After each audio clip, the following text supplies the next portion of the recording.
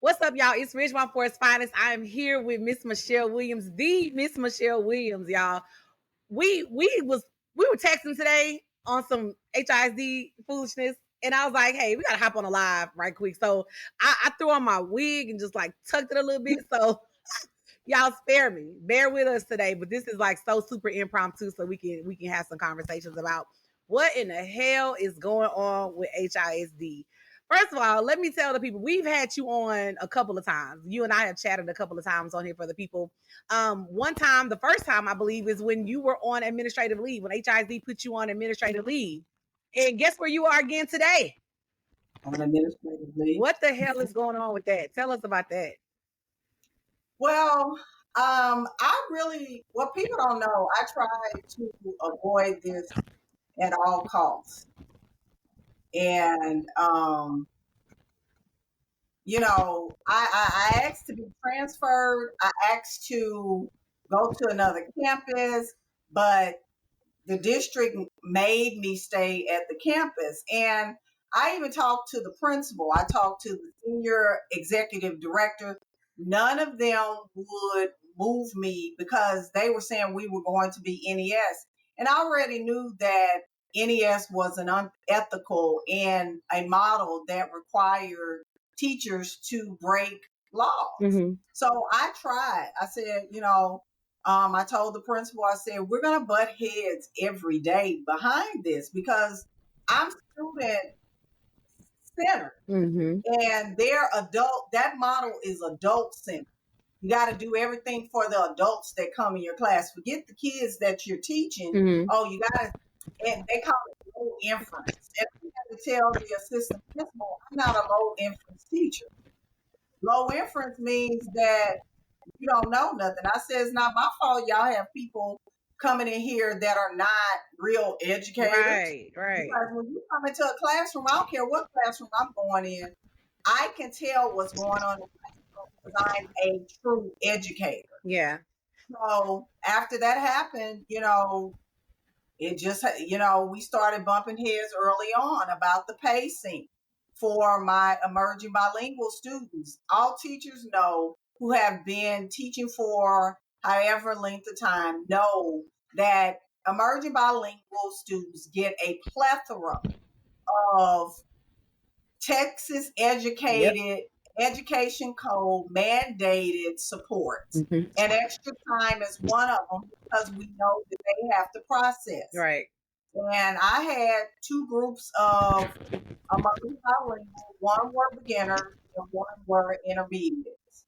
So we bumped heads, and then I had some special education students, and I just wasn't going to budge. And then this year, I normally teach math, but my principal that was blindsided with being removed a week before school began, Mm-hmm. She asked me to be in this position of science of reading because she knew I had a background in reading from when I first started teaching. So I was teaching science of reading, and I was concerned about the students and their reading because I got the data back, which I already knew that they were not able to read in English. They could read in Spanish. I don't want people to think that they couldn't read at all. Right. Third grade, we're supposed to transition the children to English.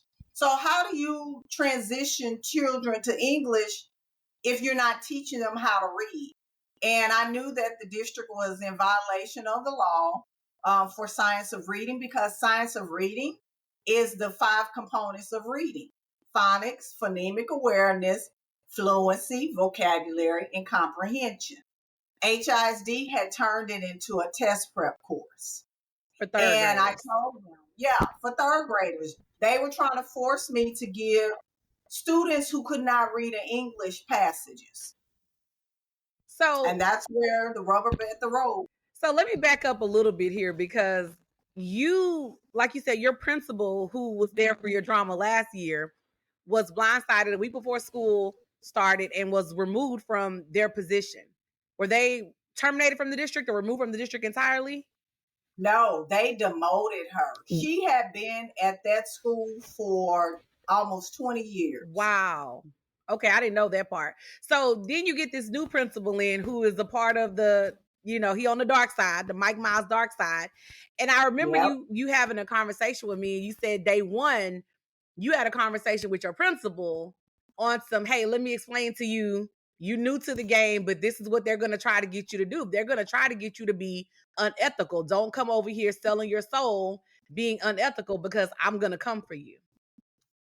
I basically told him that I'm not on board with this. Mm-hmm. I'm not, because I am going to basically pull documentation and I'm going to follow the law. And he was not interested in any of that.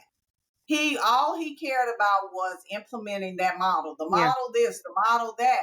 But when I was telling him, not only him, because I was very vocal about where the students were and what was taking place with them, because that's what we were supposed to do.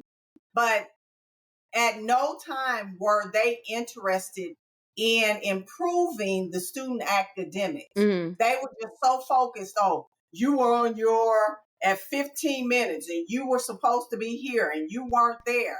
Well, That pacing stuff. Yeah, the pacing. Yep, that was all it was about.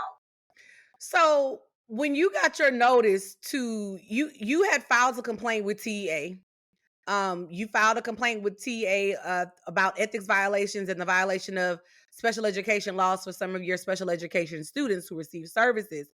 And shortly thereafter, you got a memo for a conference of record. So you were called. It wasn't the conference for a record. Oh, what was it? It was just a write-up saying that I was being reassigned. So what happened was, and it's a timeline to this. Yes. So I was out with COVID. It was that Thursday I called in because we had a COVID outbreak at our school.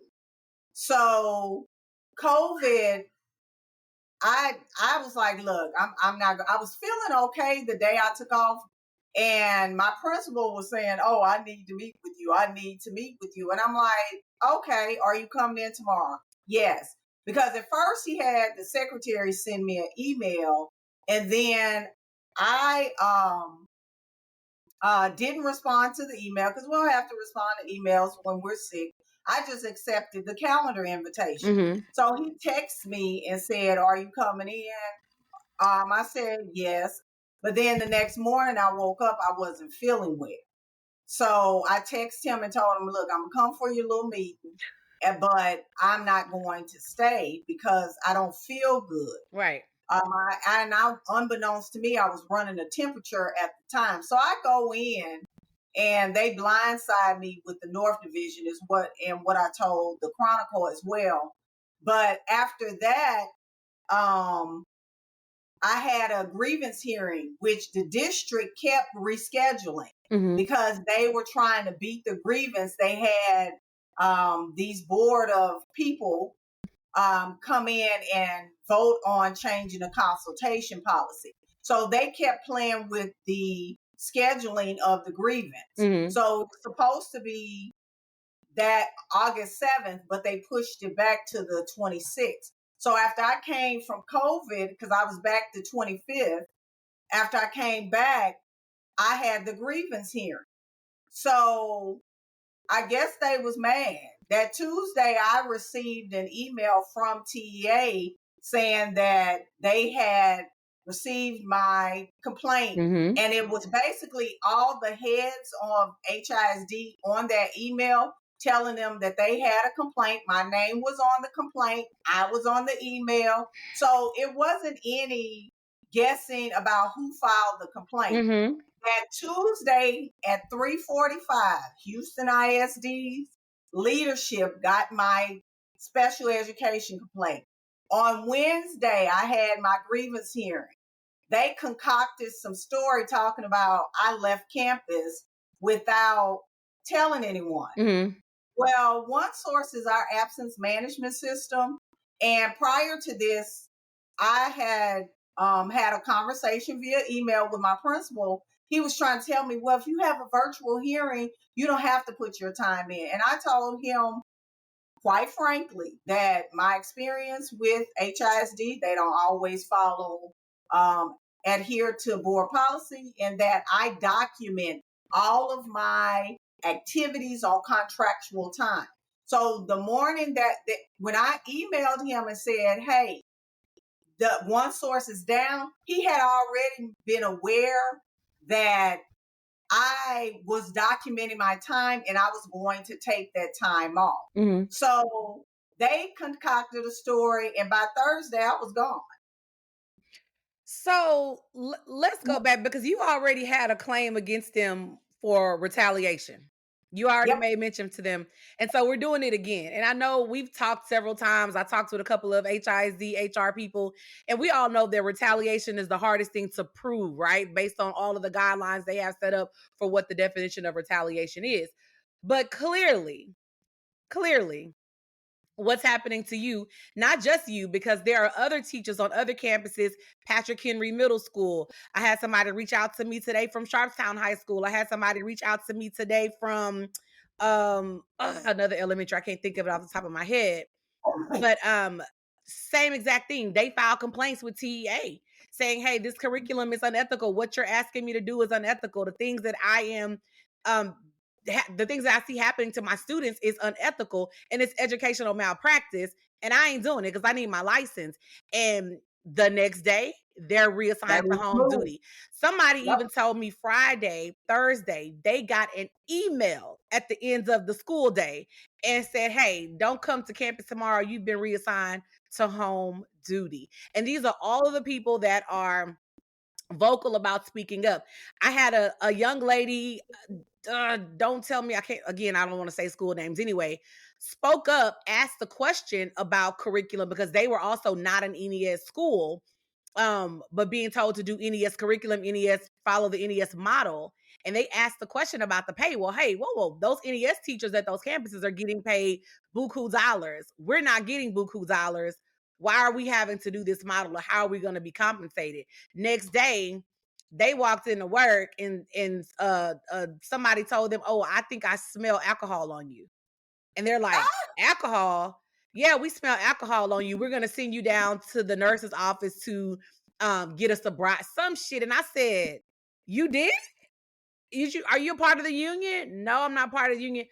Hey, I don't know how many times I could scream from the mountaintop. And it's not just because you are the NEA union rep, HEA union rep. Guys, get in the union, because when things like this happen to you, you're being called randomly for a drug test, randomly for some. How the hell do you even do an alcohol sobriety test in the school system? But anyway, and it's not supposed to be done by the nurse. Not supposed to. And the policy states that if you are invoking that, the principal has to escort the employee to wherever they do. So they should have said no, because that is not the policy. So it's my understanding that they did say no, but then what did they get the next day? Home duty. Home duty.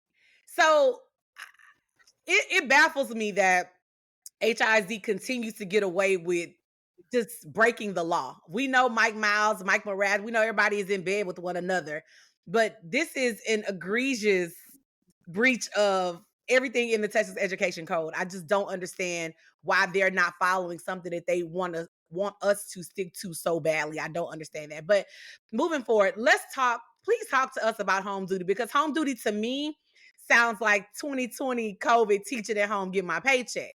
But what is home duty? It sounds like a vacation to me. I ain't gonna lie. Sounds like some rest. So, and it honestly, it's set up by our Chapter 21 contracts. And if you're a probationary contract teacher, you're not Chapter 21. So, and I found this was new to me on my first round of home duty. I was at the bus barn. My attorney, I was the first one to be moved from the bus barn in those types of things, because she argued in my grievance, and people don't know that I had a grievance first before there was non-renewal. So she argued that that was not appropriate placement for a Chapter 21 contract. Yeah. It didn't match the same duties. So The only thing they can do is put us on home duty. You know, And from what I understand is there's no more help or bus barn. Something happened with HFT. I'm not sure. right. So it makes me go back to think I was in HISD. How old is my daughter? My daughter's almost 16. I was in HISD before I got pregnant with my daughter. So I was there for a long time. And teacher jail was a thing. You're going to the bus barn, you're going to the copy center, you're doing all of these things that are, I hate to use the word beneath you, but that are not aligned with your job duties that you were contractually hired to do, right? I remember Right. talking to some Fort Bend, I guess the HFT or Fort Bend section of AFT, and they had the same deal. They were sending teachers to clean buses because I'm paying you 50, 60, $70,000 a year. You can't sit here and play with your toes and twiddle your thumbs. So those teachers were sent to clean and sanitize buses, and they had to argue with them like, hey, that's not what they're Right. supposed to be doing. So then those teachers ended up going home. But it makes me think of the many, many years of teachers long before me who have been assigned to do things like that. And all this time, they weren't even supposed to be doing that. No, they weren't. That's They crazy. they were not. And actually, the bus barn and those types of situations are not supposed to be long term. Mm, They were generally for teachers who were under investigation right. and it wasn't going. That's what it was for. But Yeah. then Mike Miles came in and made it something that it was not designed to be. Yeah. It was just a holding area for them as the investigation I went rem- forward. it was when I was there, it was you touch the kids, you touch the money. And you're under investigation. You go there for 10, 14 days while it plays out. Maybe you exhaust an appeal or two, and then we fire you or we send you back to campus or reassign you Yep. to another campus, but you're back to educating because that's what you're getting paid to do. So walk us through a day of home duty. What does a day of home duty look like for a teacher that has been removed from her third grade reading class? Well, I just call in, give them my little employee ID number, and that's it. And then at 4 o'clock, I call and give my employee ID number. The lady, she's really nice. And she said, have a good day. Thank you. You too. So, what are you doing from 8 to 4? Are you doing some charts? Are you doing some curriculum building? Are you doing anything that the taxpayers are paying you to do? No, and the thing about it is, you said that all the people that are standing up for children, this is my belief, and I could be wrong. They don't want us to gather any more evidence than we have against the district. Yeah. So that was in my opinion, the reason why they move people. Because while you're there, Yeah. um, you're getting more information to Hmm. build your case. Even as, like early as today, I've had people tell me that they have started changing the science of reading activities because they know by law they were violating the law. So they've already started changing them. Yeah. So why would they put me in that to see that they're They're changing it changing it. because you can't beat my grievance and everything that I have in my grievance, like I told my principal, I don't follow unlawful, unethical directives. Yeah. And they're unethical because they were breaking the law. And all of them were. So they knew that the science of reading that's mandated by the Texas Education Code. Hmm. It wasn't something that they made up. They had to have it a certain way. So why would they have me in their system doing anything when they're trying to shore it up? And I'm not surprised because they did it with my evaluation grievance. Same thing. So, based on your what you can share as a union president, how many teachers can you think of right now that are at home? This is what, week 4, week 5, going into week 5 of school, who are at home and have been reassigned to home duty. I know some that have been on home duty for year 2. Okay. So now this takes me back to We did an episode on the podcast a couple of weeks ago about well, first we did chapter 21, and then we had a lady on there named Jay. She has a consulting company called The Human Resource, and she used to be in education human resources, and so she was sharing, a lot of her knowledge as far as HR with teachers is concerned. And it's so, I don't want to say sad, but it is a little sad, disheartening to me that so many teachers don't know their rights under Chapter 21. How you go home on home duty for 2 years or for a year or two is because you're probably have already signed a multi-year contract with that district, and then you've done something and they can't just fire you. I know people love to say Texas is an at-will state, Texas is an at-will state, which it is, but as teachers, as contracted employees, we have rights and protections under the Texas Education Code. And so we can skate around that just a tad bit, right? Big thing, don't touch kids, don't touch money. They're going to get you up out of there quick. But if this is something like you got going on right now, I've had situations where I've been threatened with non-renewal for having a social media and it's like, hey, well, I'm in the middle of my contract, so what we finna do? We just gonna sit here and play with each other until my contract runs out. But even still, those teachers, I always say, don't go in and resign. They scare you into resigning because they say things like, "Oh, we're going to send you up for file review. Oh, we're going to move for termination." Okay, well, let's play. Let's do it. It's going to be fun. But teachers don't understand the levels and the protections that they have under Chapter 21. Can you briefly run through that again for the people? So, if you're a Chapter 21 teacher, that means that you have the right to appeal any non-renewals, and you can appeal them to TEA, but you can only do that in 15 days after they initiate the process. So you appeal it, well, not initiate, they make a decision, Right. which generally goes before the board. So after that's done, hopefully you have an attorney that can represent you in the process, because it's a rough process. Yeah. It is. And even if you lose the hearing, you can still appeal it to the commissioner. Yeah. So it's several routes that you can take under a Chapter 21 contract versus a probationary contract. And that's why in HISD, they have probationary contracts for 3 and 4 years, which is unheard of. That's crazy. Because this and I got you. Because you have no rights to appeal. They can just let you go, and you can't appeal it unless there is a caveat in that policy, unless it's like something that's not breaks the policy of how they're non-renewing people, but it has to be something egregious on the district side. Okay. So even there is not cut and dry. Right. Right. But a lot of people who get non-renewed just take it on the chin and leave. And go, because they threaten them with, oh, you don't want a termination to be on your file if you go and fight it. They scare a lot of those.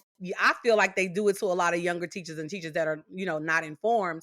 But the truth of the matter is, these districts don't want to go through the process of termination. They don't want to go through the hearings either, because it's costly to them and it's time consuming. And so it's easier for you or for them for you to just roll over and just say, I'll sign and I'll resign. Nobody has to do any work. And I always tell, no, make them work. Make them work. Especially if you don't have a desire to go back into education. If I leave education to go to oil and gas, what do I care if there's a termination on my teaching certification or my teaching record? I don't care. Like, no, make them work. It's okay. But I think teachers have this concept of a perfect patty person. Yeah. Like, if getting terminated is going to make you crumble, like, have you really lived? Because I know my brother, he works for corporate. He's been terminated a couple of times. Facts. So I don't get it with this whole I'm terminated thing. Nobody's checking for the educator. No. You can get a job somewhere, ma'am, sir. You can. You can get a job somewhere else. Yeah. And at the end of the day, you just have to stand for what's right. Yeah. And that's just who I am. Yeah. I think I was talking to one of my counselor friends today because a group of my counselor friends have some things going on in another school district. And I'm like, hey guys, y'all, you just can't be scary. Like, it's either in you or it's not. And I know I don't like to shame people who don't have that fight in them. But nothing changes if nothing changes. And so if everybody just sits around quietly and we keep it in the group chat instead of bringing it to the school board or bringing it to the podium, then they keep getting away with everything they're getting away with. And they can count on us. We are probably the most battered and abused profession ever. And it's just like an abusive relationship. We're scared to leave. We don't want to leave for the kids, or we're scared to speak up. But it's like, okay, how many times you gonna keep getting your head knocked between the washer and dryer before you get tired and you fight back? But if only a small percentage of us are fighting back, and the rest of y'all are sitting quiet, or when somebody gets to you and calls you and threatens you, you crumble and you cave in, then what? They love that. They depend on you doing that. So Hey, now they absolutely do. That's why I was talking to one of my co-workers. She was like, "Well, they said you resigned." I said, "No, ma'am." mm-mm. I said, "I'm not going to resign because I didn't do anything wrong." I'm never I gonna make said, it that easy and for you.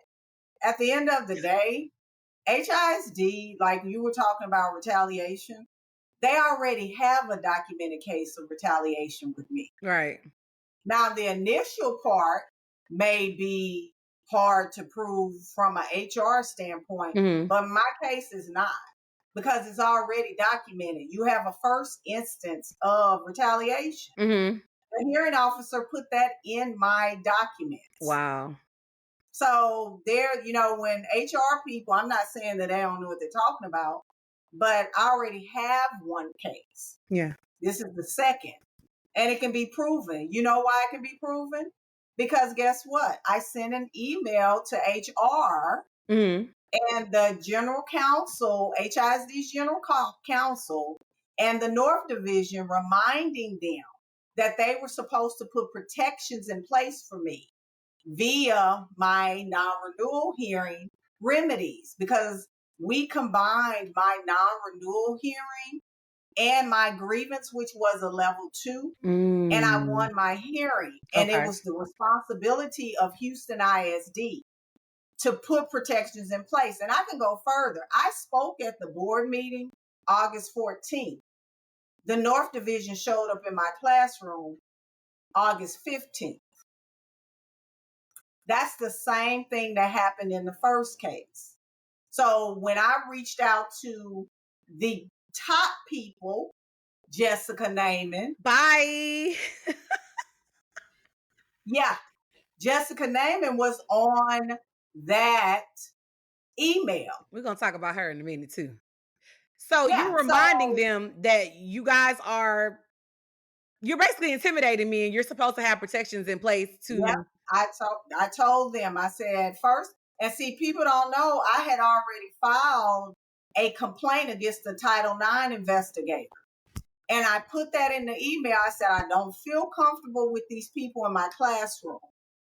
And I told them all of that.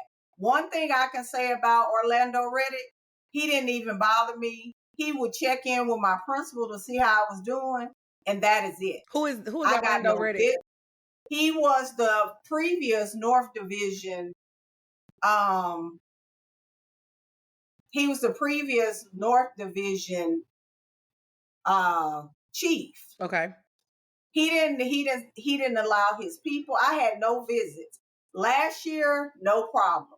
This year, he's gone, and I had problems day one. Where is he now?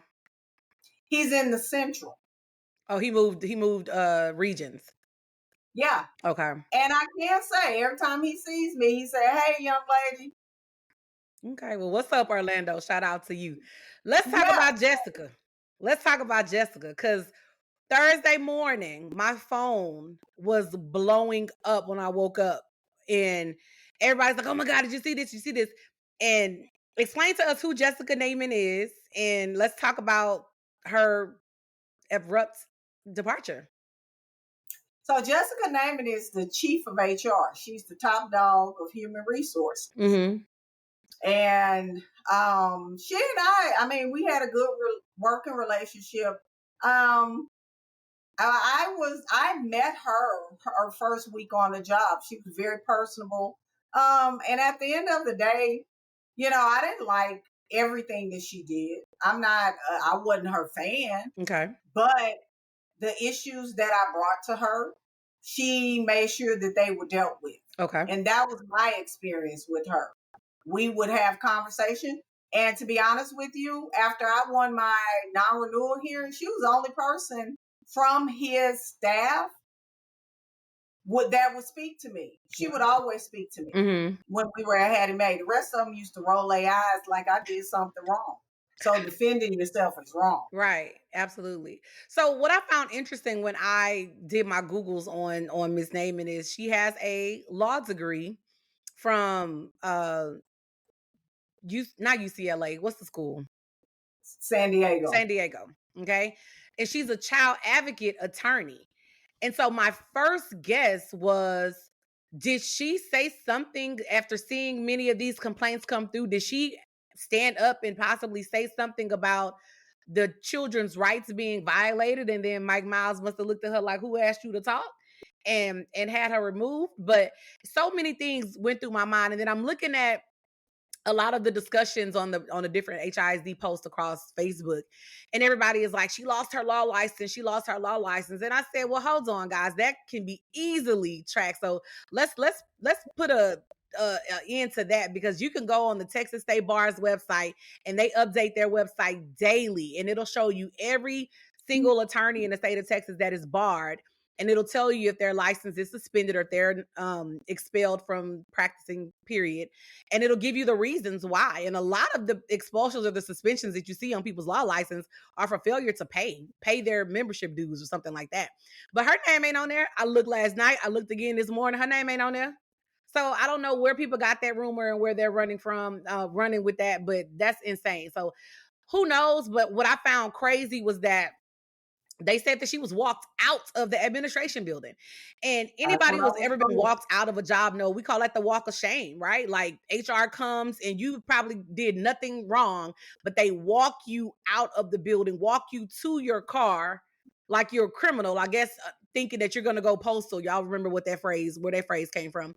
And they treat you like a criminal, and everybody that's around in the hallway, your students, everybody gets to see the big HR person and your principal, whomever is taking you on the walk of shame. So to hear that this woman possibly, allegedly, had to endure that is crazy. So when I say things like, oh my God, I want to feel some sympathy for her, or that's crazy, I get people that are like, I worked with her at IDEA and she fucked up IDEA too. And there's a consulting company. I'm gonna shout them out later. I don't know if it's okay for me to say their name right now, but they remind me of the show Scandal with B613, how they gonna find everything out about any school personnel you got. They sent me this damn email. And when I say it's almost like a resume, but a backwards resume of all her fuck ups everywhere she's been and the things that she was accused of and the things that she was disciplined for. I said, God damn, I hope I don't never piss one of y'all off, because y'all have my whole damn life up in this email. A very thorough email. Very thorough email. And I said, oh, she seems to have been a little diabolical. She created a little diabolical path along her career. Yeah, and my thing is, I deal with people based on how they deal with me, and that's all I know. And what I can say about charter schools don't have their stuff together. No, so we don't need right. So my thing is, you can't tell me anything about her in relationship to IDEA. Hence, they were taking money and funding private jets. So yeah, please. Cannot. Yeah. So at the end of the day, like I said, I can only deal with people the way that they deal with me. Tell me something about Klein ISD that she did out there. Tell me something. You know what I'm saying? Don't tell me about no charter schools. Yeah. Because charter schools, we can wipe that off. Yeah. I ain't trying to hear. You ain't trying to hear about no charter school. She worked at Klein. Tell me something about Lockhart ISD when she was out there. In Georgetown ISD. Yeah, tell me something about those school districts that may have had their stuff together, and see, then we can compare notes. It's like their resume, there was references. Yeah. So you might have a principal that didn't like you, but you get a reference from the other principal to negate this principal. Same concept. So, I mean, at the end of the day, HISD don't have its stuff together. Yeah. And it's None a of us lot do. of shenanigans that's going on in HISD right Yeah. now. And I'm not defending her. I ain't defending none of them. But I know investigators that have left HISD because of the stuff that was taking place right now. They're doing a lot of illegal things. And I know it wasn't an amicable split because they took her name off of the website. It was Immediately. 24 hours. Girl, that's like when I filed for divorce from my husband, I had already started using my maiden name before I filed the paperwork, okay? A year before I filed the paperwork, I had dropped that last name. I said, damn, they dropped her like that. Baby, that was quick. There's no loyalty. That's why I be telling these teachers, take your leave, take your days, take care of yourself, because they replace you like that. And they replaced her with your homegirl. Your homegirl, Norma Castillo. Girl, I said, oh, I know her name sound familiar. Her name came to me in so many complaints because allegedly, let me say allegedly, I don't want nobody suing me. She's a little liar. Well, it ain't allegedly for me. In my hearing, and y'all can if you can get a hold of that transcript, she produced an unsigned document in my hearing and said that she gave it to me. And my attorney said, in his words, doesn't a signature signify receipt? It was a signature on there? Not one. And Jessica, and he went further to say, well, didn't you say it was your testimony that you said Jessica Naaman the district gave you permission to non-renew me? And he said, well, who is Jessica Naaman? She said, chief of HR. No signature. Wow.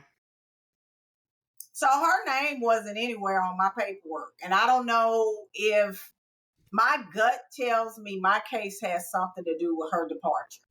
Which she case? Sign up on anything. This one now. Okay. She dodged the first one. Okay.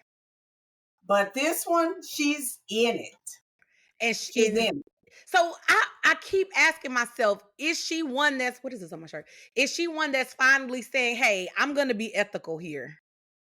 Do you think she's getting pushed back because she's not fighting against you, or she's not helping them to get you out of there?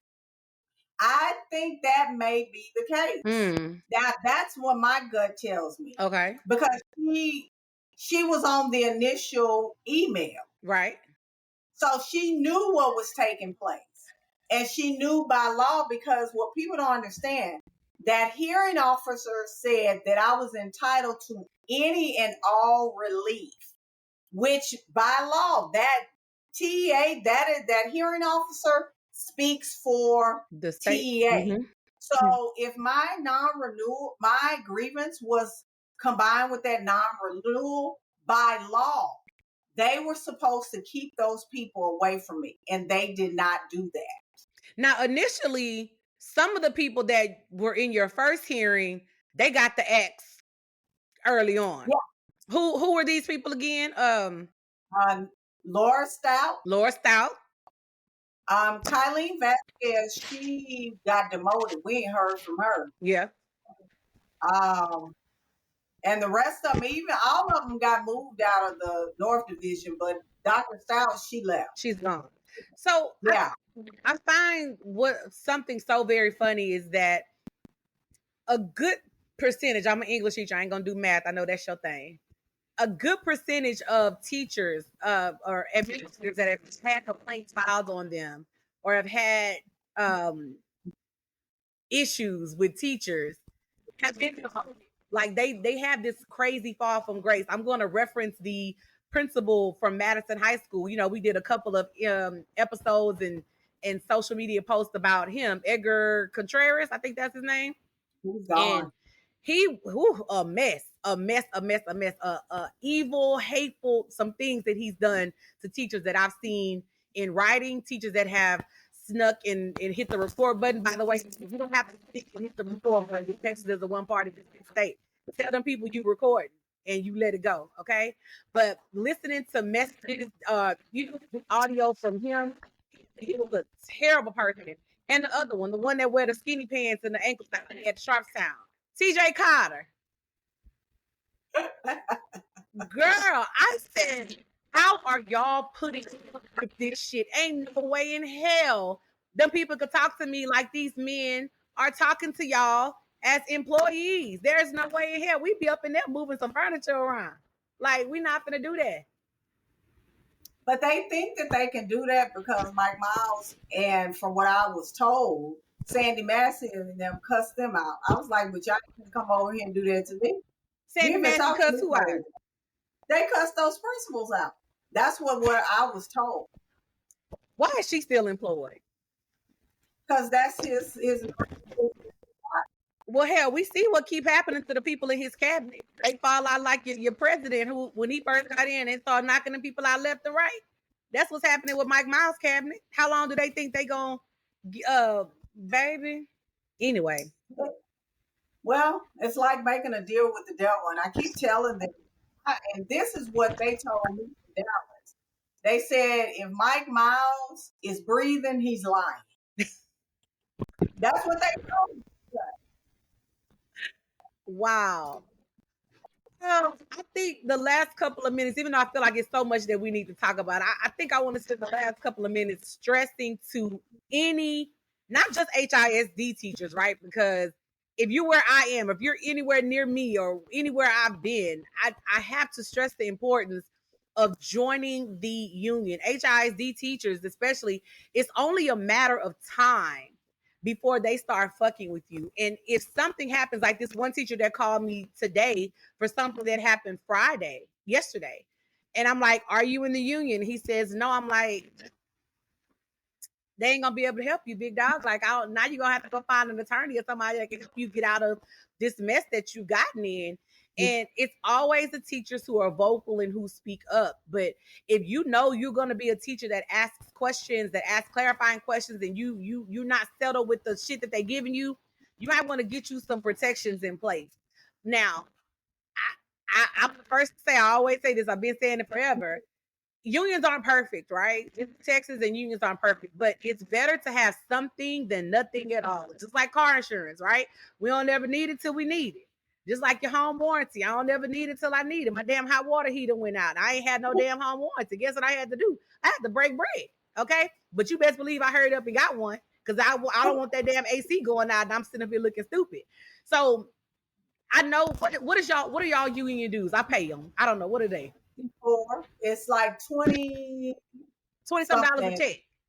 Yeah. Guys, y'all blow that at the liquor store on a bottle of Crown. Go pay your union dues and get some protection, because if anything happens, they call you in the office for a drug test. They call you in the office accusing you of using your First Amendment rights on social media. You got somebody to come in and speak for you and speak on your behalf and help you out, navigate you through this situation, because you cannot do it alone. And they bank on you doing it alone because they know they can play games with you. So y'all have got to, don't let the old veterans that have been burned by education tell y'all don't join the union. You better have something in your pocket playing with these people. Yeah, and that's the gospel truth, because I have a meeting with a teacher who was not part of the union. That teacher was terminated, and his attorney wants to meet with me. But it's expensive. It is. And if you got that kind of coinage, hey, big ups to you. But if I could pay my union dues to get legal protection, then you need to do that. And you want somebody that's going to represent you, that's used to dealing with education law. Absolutely. The attorney that represented me, my non-renewal, they were very good. And look, even after the hearing ended, I sent them an email. I said, thank you for the work that you did on my case. Mm-hmm. Regardless of what the outcome, you all represented me well. I felt well represented. And you didn't have to come out of your pocket for anything extra because did this was your not. union attorney. Yep, that was the union attorney. I said, you want somebody. NEA has a great network of attorneys. Mm-hmm. They do. We have in-house attorneys, but they don't do long-term things. They send us out to network attorneys. Mm-hmm. So we're different. You know, people ask, well, how are y'all different from HFT? I said, first of all, we don't drop you after you're non-renewed. That's for sure. Really? We continue to, yep, that people don't know that. And I was told that, well, I knew about it with AFT, but I've had people email me about how they won't be represented if their cases are not won at the hearing level. So after that, well, the hearing level is like what, level 4 when you go in front of the board. So after that, if you have to appeal, No, the hearing level, like non-renewal. okay, Because there is one more step. You can appeal it to the commissioner. right? But They won't from what I represent you for that. I had this experience from what was told by HF members. That's what was taking place. That they wouldn't go the distance. Wow. Well, guys, I don't know. I mean, we know it's so much more. Every day we wake up, it's something new with HISD. Something new with education. Period. I know we focus a lot on HISD, but don't think that things are not happening in other districts. Other districts are, I think their dirt is a little bit more swept under the rug. It's a little better, swept under the rug. They have, especially in some of these smaller towns, they have this good old boy networking. Everybody is related and everybody is connected, and you're damn near terrified to speak out against the system. But guys, please, like, get you some protections in place. That's all I can say. I don't know how many more times I can say, get you some protections in place and stop being scary. And last thing, parents. Let me choose my words because I got in trouble last week. Let me choose my words. Parents, guys, we need you. We need you. Y'all cannot be vocal for things like sports. And I'm about to pick on some of y'all. Y'all cannot be vocal as hell and want to raise hell and fight about things like sports. But then when it's come to things like, hey, do you know that your child's special education rights are being violated? Do you know the science of reading curriculum is unethical for your child? We need your voice and your noise then. I had some parents reach out to me yesterday and they're like, can you contact the athletic director for HISD because my kid transferred in a district and they have him playing down on JV and he's supposed to be playing down on varsity because they haven't processed his paperwork for you. Baby, I don't give a damn. I hate to say it like that. I don't give a damn because there are bigger fish to fry. Baby, what's your baby's GPA right now? What does your child have an actual teacher in their classroom right now?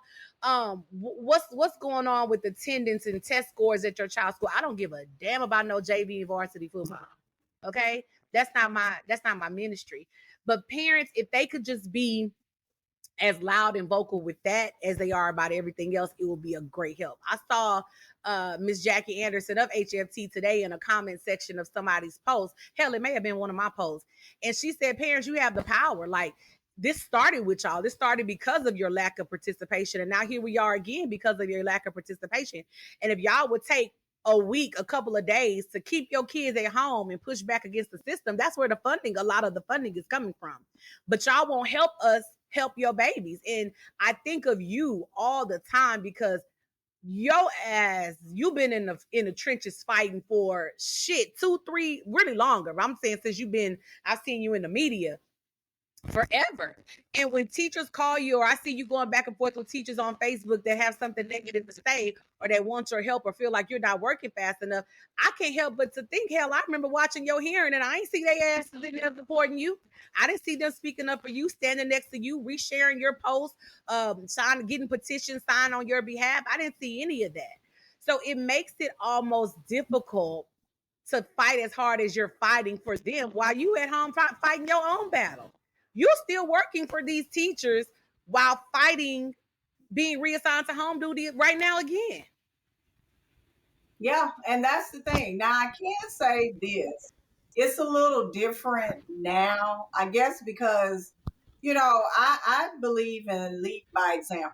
Mm-hmm. And I can't ask you to do something I'm not willing to do. Right. And I stand where I stand, and I have no regrets, Mm. none. And I think teachers know now that this is who I am as a person. Yeah. Because at the end of the day, I can get another job. Yeah. But I can't. My reputation and integrity need to remain intact. I have teachers that follow me. People don't know this, but I support teachers. Yeah. I have a huge following of teachers. I present at conferences. And if you think for a second, I'm going to go into a classroom and do the opposite of what I'm teaching teachers to do, Right. that's not who I am. Mm-hmm. And I'm not perfect. I'm not going to ever pretend that I am. One thing I can say, I try to live a life of integrity. Mm-hmm. I do. And I try to follow the rules. My mother instilled that in me. She was a nurse Mm-hmm. because nursing is just like teaching. They always break the rules. Yeah. And she was saying, always follow the rules. And that's the one thing I ain't listened much, but I died. That's the one thing that stuck with me. She said, because the rules are there because something happened. Something happened. Yeah. Yeah. So, but at the end of the day, I some of the teachers are starting to wake up. I They was are. proud of this one teacher. He said, I'm being teacher there with you. He said, because I'm teaching these EBs. They not doing nothing that they're supposed to do with them. I'm not going to do it anymore. He said, I informed my appraiser that I will not be doing this. And that it takes a lot. I'm not gonna lie, because I had to coach some of my members through the retaliation. Yes. It's the same playbook. Let me tell you the HISD playbook. You speak out, and if you put in like something, if you're in the North Division, they're gonna come to your classroom. Then after that, they're gonna start writing you up, and then you're gonna go home. Go home. That's the playbook. Well, they only have one. That's it. That's the it. same one. I tell you what, I wouldn't be mad at a vacation at the house. If you that 15th and that 30th still come around, I ain't gonna be mad at it. But I'm gonna piggyback on what you said, because I feel like you are right. And I always, everybody knows that my idol is some Miss Michelle Williams. Like I tell you all the time, I want to be like you when I grow up, because you are so inspiring. Like you give teachers that, I got you. It's gonna be okay. It's okay to speak out. And me, I've been getting my ass whooped since I was a little girl about running my mouth, right? I've been getting in trouble for all my life about talking and running my mouth. My mama would tell me, you don't never shut your ass up. And my daddy would tell me, listen, you don't let these people talk to you crazy. My daddy has this famous saying, it probably isn't politically correct to say right now, but he would always tell us, I ain't raised no 60 girls. I had a little sister. I ain't raised no 60 girls. So you don't ever have to fear nobody. And so I live my life just like that. So when people say, oh, you're not scared about being on social media, you're not scared. Scared of what? Scared of what? Like, I feel like people are fearful of the truth. People should be more scared of people like me and you than we are scared of them. And when teachers realize the power that they have, I think it'll be okay. I cannot imagine the files that you have on certain people. And if somebody opens their mouth and says the wrong thing, you're going to let the chopper go. Right. And I say that all the time. I got Google files of people, and I just be like, don't piss me off. I'm being nice. I'm being cute. Don't piss me off. Keep it cute. Right. Because I'm not scary. Like whatever it's going to be, it's just going to have to be. At the end of the day, I ain't going to be homeless. I ain't going to be destitute. It's going to be okay. But if it's for the greater good, if I can help the teachers that's coming after me feel better and more confident about speaking up, just like you're doing, then hey, it's all worth it for me. I can say I've lived a life of purpose if I can do that. And we're seeing that. We're seeing more and more teachers on social media coming out and being active and voicing everything that's happening in their school districts and being more vocal about things that are going on their campuses. And I love that they're not scary. I love that. So if we can get a few more people on board to not be scary, if we can we need some co-ops in the different districts around here. This is going to be the group of not scary people. I told some people the other day, today too, y'all better ask Miss Michelle Williams if she can come speak and read letters for y'all on your behalf. And I told you that you need to start charging people to come to their school board meetings and speak for them. I'll do it too. You know, if y'all got something going on, write the letter. If you scared to speak, type the letter up and I'll speak you 3 minutes for you. But we got to start going to those podiums and speaking it. And parents again, if your baby is in a teacher's classroom who has been reassigned to home duty, I need you to know that 9 times out of 10, it's because they were fighting for your baby. You have got to go fight for that teacher and have that teacher's back. You got to. That's the only way we're going to get out of this mess. Initiative voting coming up. Yeah, and that's the thing. Just coming up, like, even for my campaign, I just want teachers to feel like they have a voice and a place. Mm-hmm. And we're getting there, but we're not there. Even with James Tallarico, he's going to run for Senate. And it's time for teachers to take our rightful place. And our rightful place ain't always in the classroom. Right. We need to get on the other side of the policy making and doing things that make sense. Because at the end of the day, it's no longer against Republicans against Democrats. It's the top and the bottom, the haves and the have-nots. Yeah. We're all in this together. Yeah. And the public school system, we have to save it. We do, because we don't have another election. We don't. This election coming up in 2026 is the election. It's it. That's it. And we don't have another one. And I can't stress that enough to tell you, you know, you're talking about, I can go to another district. No, ma'am. The shit. CEA's list is long. I was at a Kingwood Democrats meeting, and the president told me that, shoot, ISD is on the takeover list. I said, oh, Lord. Not Humble. Yes, ma'am. Yes, wow. ma'am. Wow. They're eyeing, because I was telling her they're eyeing Fort Worth, for sure. Austin. And then she said, and I said, where? Damn.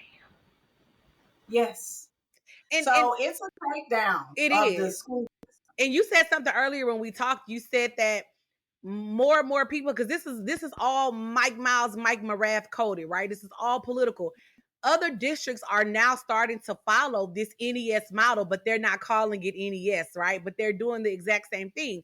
So teachers are thinking that they're leaving HISD, escaping NES, but you're going into a system that's doing the same damn thing that they're doing, because pretty soon everybody gonna look up, we all gonna be charter. Yeah, because the thing about it is he has his little Kool-Aid drinkers out there infiltrating Aldine ISD, Cleveland ISD. Lamar Consolidated ISD. Yes, Lamar Consolidated has a high school. And I forgot the name of the high school where the teacher was complaining. It's seeping into these schools. And it's nonsense. This stuff that they're talking about, you can only use these engagement strategies. What? So a teacher, let's not just give me the degree. Let's just scrap the evaluation system, and you get evaluated on how well I do what you tell me to do. Right, because y'all not gonna sign up for that. Whoa, I'm glad you said that. Let's talk. Damn, I wanted to do this in an hour, but there's so much more I gotta say. Let's talk about this two things. Let's talk about the spot evaluations and teacher pay with NES and what all the rah-rah is about that right now. And then let's talk about the APs and what happened with their pay all of a sudden overnight. We should have talked about this 30 minutes ago. So let's talk about spots. The spot observation form has changed 3 times since school been in. It went from what it was, now it's back to a checklist. Check, check, check, check, check. And you got to stamp the learning. And you got to do this. And you got it. And it has to be low inference. If we don't see it, you don't get credit for it. So they have to say everything. That little $6,000, that ain't no money. Explain to people who are not familiar with HISD and the pay. Break that down for us quickly if you can. So they have a base salary, and you can earn $6,000 extra if you're deemed in this high performing category. And all you can get is $6,000 extra, and there's a ceiling. They're not going to give the money to you. And then here's another thing. They have distinguished teacher review. I told them if I ever got into it, I would never do it. Because you don't make me jump through hoops, sir, ma'am. I'm not doing that. Because if you really wanted me to be a distinguished teacher, you would opt me in because you know I got the score. No, we want you to apply. Well, I'm sorry. And here's the thing. If you don't apply, you can only be proficient. Oh, wow. So you're penalized for not applying. I was like, this is stupid. This is some bullshit. So that's the pay thing. But the teachers are slowly but surely realizing that the math ain't math and you're not even to get no money. And I told them, I said, let's be clear.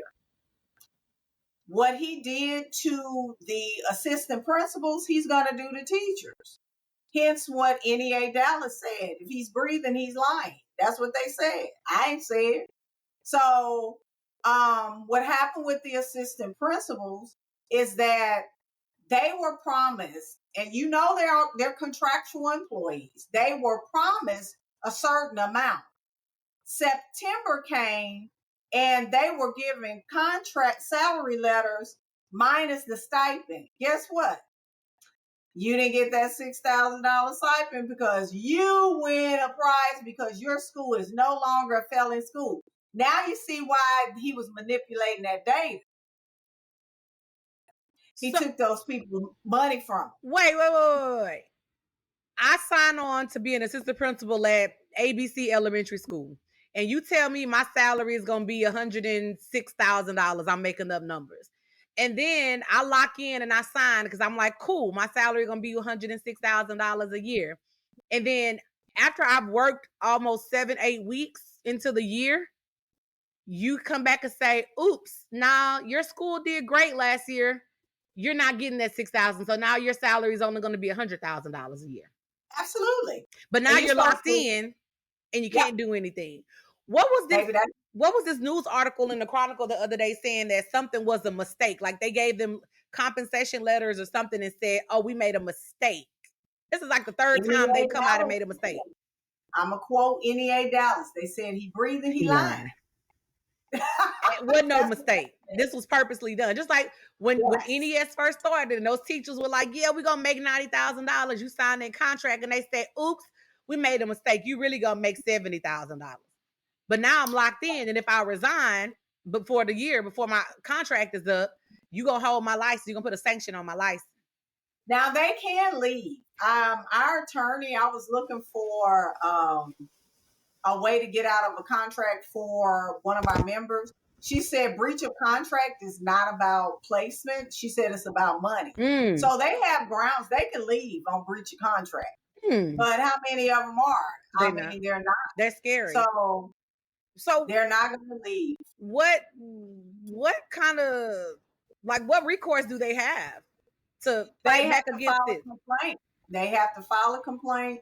And they have grounds for it because you cannot start a school year and change the terms of teacher contracts. But see, here's the problem with the Mike Mallard's administration. They think people are not going to challenge them. So, but they have to challenge them. And the thing, you have to bend his arm to make him respect laws. You have to bend his arm to make him respect the law. And you can only do that through legal. And it seems like anybody that's not buying into the culture or drinking the Kool-Aid is who got to go. And when I talk to teachers, they all have the same story, like you said, the same playbook, right? If they speak up and ask a question, they're getting called into a conference of record the next day being told that they're negative. They're not being positive or having optimism about the plan and the goal and the vision. Are they optimistic about breaking laws? He told me that mess when I was before I got removed about our social media channel. A friend of mine was telling me, she said, he telling you to get off social media. I said, well, I ain't hear that. And he said, well, you don't have anything positive to say. Well, you ain't giving me nothing positive. You ain't doing nothing positive. And I'm not positive. going to lie. And that's what he's used to, people stroking his ego, telling him he's great. And he's not. He's inflicting trauma on children because evidently he has, and that's the only way that I can say. I think one of the community members told me that how he used to talk about what his dad did to him. Because I extensively researched him. I talked to everybody I needed to talk to, and everybody had the same story. He's inflicting trauma onto children, and you know what they say: hurt people hurt Hurt people, people. and that's what's taking place. Because I do believe what happened to him is what he's inflicting on these kids in these schools. Well, I tell you what, again, I'm gonna go back to the parents. Parents, we need you. We can't do it alone. Can't do it alone. So if y'all cool with it, I don't know how much more fighting we can do. I always tell, I'll fight for your kid to the end. At the end of the day, mine is okay. My kid's gonna be okay because I'm hell or high water, burn a bridge while standing on it when it comes to my kids. I want people to have the same energy when it comes to Absolutely. theirs. And the So, parents do. I've been urging the parents in HISD, they're fighting over territory. No, y'all need to fight over and sue, find you an attorney and sue the school district. Because at the end of the day, the little corner that you're fighting for, it will not exist if this continues to happen. We're done. And the only reason that HISD has weathered this storm well enough to say that the district is still structurally intact is because of the people who have been fighting. Yeah. Because of that. And it's not no mistake. If it wasn't for CVPE being there, I promise you. Shout out to them. Community Voice for Public Education. Shout out. We would not be doing as well as we did. That's what I asked them about. I was like, why does Dallas ISD still have his mess intact? Yeah. And she said that's what was missing, one of the parent groups. One of the parent groups. I know I talk to her all the time. Jess Heiner. Jess is, man, listen, if y'all can get, if these districts can get some parent groups like CVPE, man, I know HISD is big enough to fight for them. I know these smaller districts around, the outskirts of Houston, they would not be able to handle a CVPE. They would cave. They just wouldn't. They wouldn't be able to. And you know what? Maybe, goddamn it, I think I'm finna start me one. Maybe, just maybe. I think my time is dwindling down anyway in the classroom. It may be time for me to move on to greater heights. But anyway, well, I so appreciate you, Miss Michelle. I know we're gonna be back on this theme because, like I said, every day is something new happening with HISD. Real quick before we get off, how can we support you? I know you are. This is the end of your term as president of HEA, but you are getting ready to pivot. So let's talk about that real quick, and then how we can support you and how we can support you being on home duty. Tell us what we can do to support Michelle. I need for you all to support my campaign. If you don't have your coinage together, I need your time. That is what I need, because we need to flip this seat. I am in a good position to win House District 127. I need you all to support me. My campaign is about to kick off. And it's going to take a lot for us to win this race. If you want to see a teacher and you want changes, because I have proven to you all who I am. Yes, you have. There's no break. This is who I am. Ask my son. He'll tell you. This is who I am. What you see is what you get. And the way that I fight for my students, because those are my babies. Yes. Don't mess with my babies. And that's how I feel about the school system and public education. And that's how I'm going to fight in Austin. But if you got $5, $10, donate it. Mm-hmm. Because this stuff, those yard signs, those things are high. Don't think, I don't have $100, baby. Make the little $5. If $5 you can give every pay period, I'll take it. 10 times 12 is $120. Put your name on it. Put the $5 in there. Mm-hmm. So, it's going to take that type of grassroots effort. Also, I'm an entrepreneur. After this run with the public school system, that's probably, well, more than likely what I'll be shifting to. I offer free. My thing is math. I used to teach reading, but I merged math and literacy together. If you see one of my Facebook ads, click on it. Join me in a Facebook group. Join me. I have a free resources group where you can get tips from me. Because what I am telling you all, in the day and age of scripted curriculum, authentic teaching is a dying art. And that's what I'm trying to keep alive for the people who are going to teach the children coming up. They will not know what authentic teaching is if we don't keep that together. Yeah. So I have free workshops monthly. I have memberships. I have digital products. If you just want to read a blog post, help my SEO out and read a blog post. Those are the ways that you can really help us out and our profession and me as well. Yeah. All right. Well, sounds good. Well, we will definitely be back and hope everybody enjoyed this live. We did a pre-recorded live. So hope everybody enjoys that. So that way we can get into the comment section and get some questions answered for the people that have comments. And again, if you are a teacher on home duty that has been reassigned to home duty and you want to come on and talk, even if you want to just do audio, even if you want to just share your story, please reach out to me, reach out to Michelle. Only reach out to Michelle if you're in the union, guys. Michelle cannot take up a whole bunch of her time if you are not a union member because she is fighting for her members. I have a little bit more time on my hands, so you can reach out to me, and we can see if we can get you some assistance. But guys, join the union. Join a union. Join some type of association to get you some support. You cannot fight this alone. You are not going to be able to fight school district attorneys and school districts. They are the most grimiest. They are the grimiest people. You will not be able to fight them alone. So please get you some insurance, get you some support, and join a union. It's $20-some a check. You cannot afford to not have it. All right. This is not a sponsorship or an endorsement, but get you some coverage. Okay. Trust me. Trust me. Get you some coverage. All right.